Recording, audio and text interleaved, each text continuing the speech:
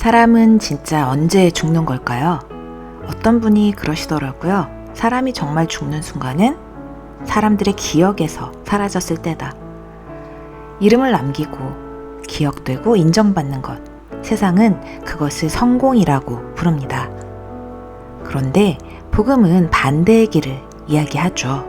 자기를 부인하고 가장 낮은 곳으로 향하는 길. 오늘 소개할 영화 무명은 바로 그런 길을 걸어간 두 명의 일본인 선교사 이야기입니다. 여러분, 일본에도 선교사가 있었다는 거 알고 계신가요? 더 놀라운 건 일본인 최초의 개신교 선교사가 처음으로 간 선교지가 우리나라 조선이었다는 사실입니다.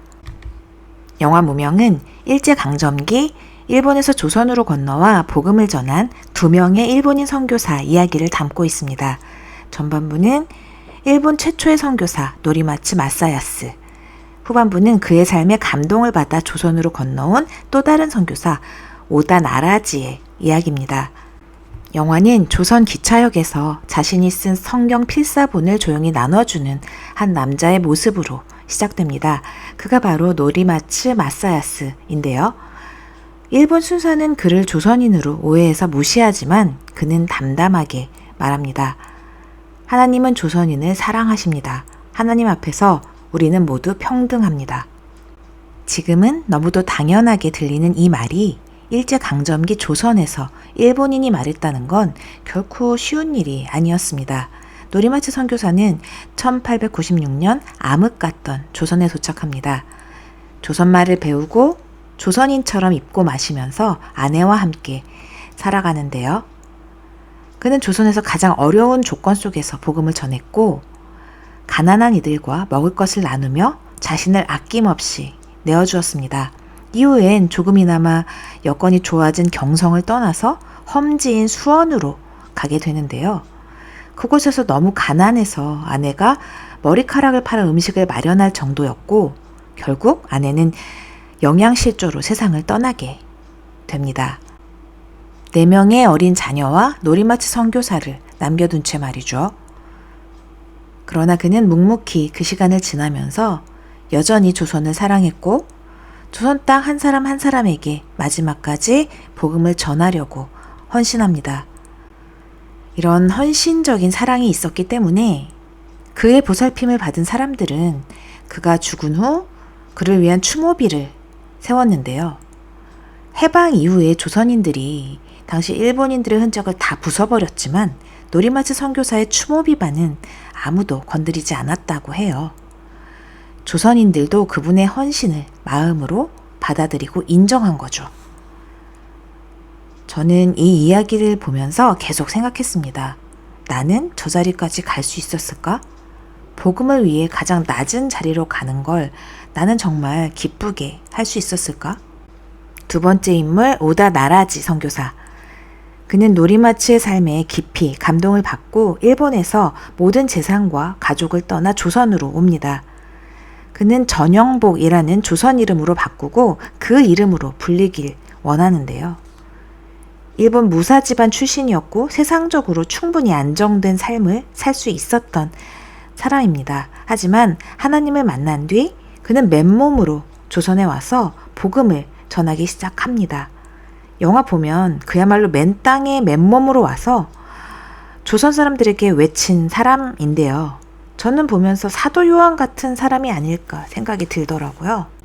그는 일제가 조선인에게 신사참배를 강요할 때 일본인임에도 신사참배는 우상숭배다라고 강하게 외칩니다.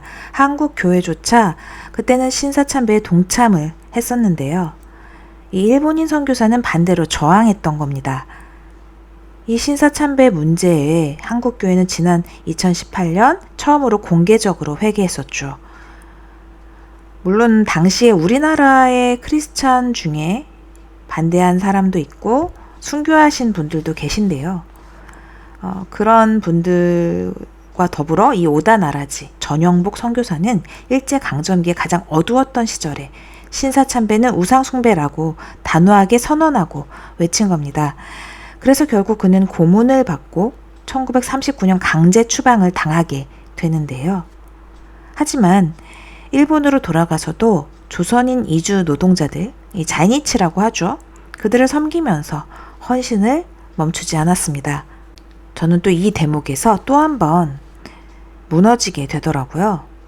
정말 나는 너무 쉽게, 너무 편하게 신앙을 살아내고 있는 게 아닐까.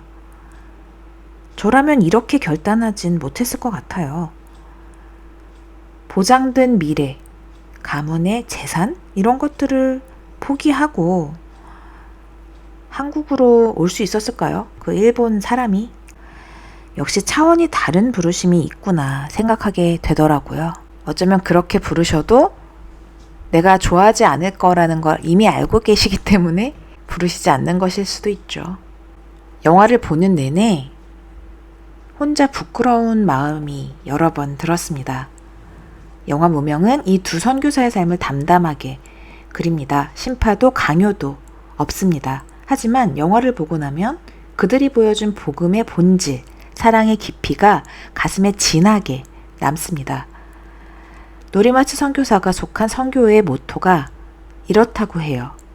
수치는 나에게, 영광은 하나님께. 우리는 어떤가요? 수치나 손해는 무서워서 피하고 오히려 그걸 회피하는 걸 당연하게 여기진 않나요? 조금이라도 상처받을까봐 나의 있는 방어 기제는 다 꺼내서 늘어놓잖아요.